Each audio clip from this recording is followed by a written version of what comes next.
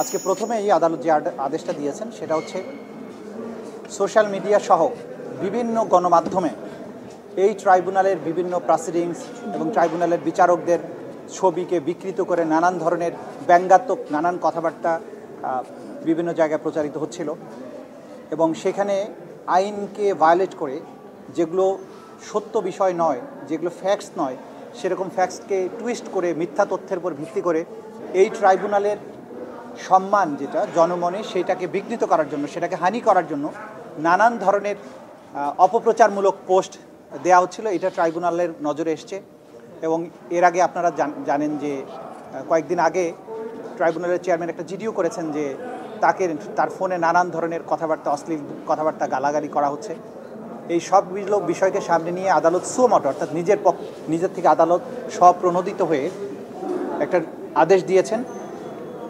আমাদের তথ্য প্রযুক্তি মন্ত্রণালয়ের সচিব, বিটিআরসি চেয়ারম্যান এই দুজনের প্রতি ডাইরেকশন দিয়েছেন যে সামাজিক মাধ্যমে এই ধরনের যত ব্যঙ্গাত্মক পোস্ট আছে সেগুলোকে রিমুভ করার জন্য এবং ভবিষ্যতে যাতে এই ধরনের পোস্ট আর কেউ করতে না পারে সেই ব্যাপারে প্রয়োজনীয় ব্যবস্থা গ্রহণের জন্য নির্দেশ দিয়েছেন এবং পরবর্তী সময়ে একটা কমপ্লায়েন্স দিতে বলেছেন আদালতের কাছে।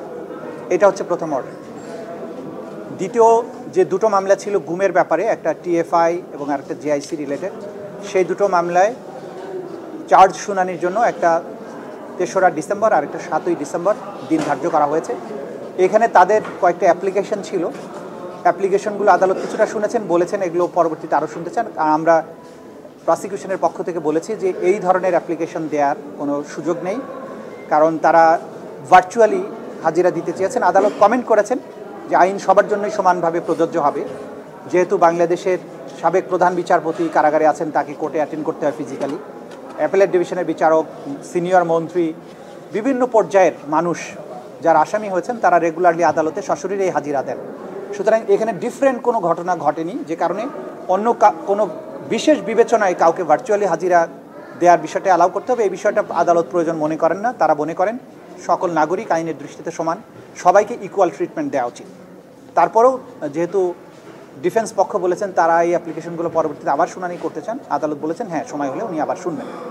মোটা দাগে এই অ্যাপ্লিকেশনগুলোর উপরে আদালত তার কমেন্ট পাস করে এই ব্যাপারে কোনো আর আদেশ না দিয়ে পরবর্তী তারিখ নির্ধারণ করেছেন। সেই তারিখ দুটোতে আসামিদের সশরীরে হাজির থাকতে হবে এবং সেই দিন অভিযোগ গঠনের উপরে শুনানি অনুষ্ঠিত হবে।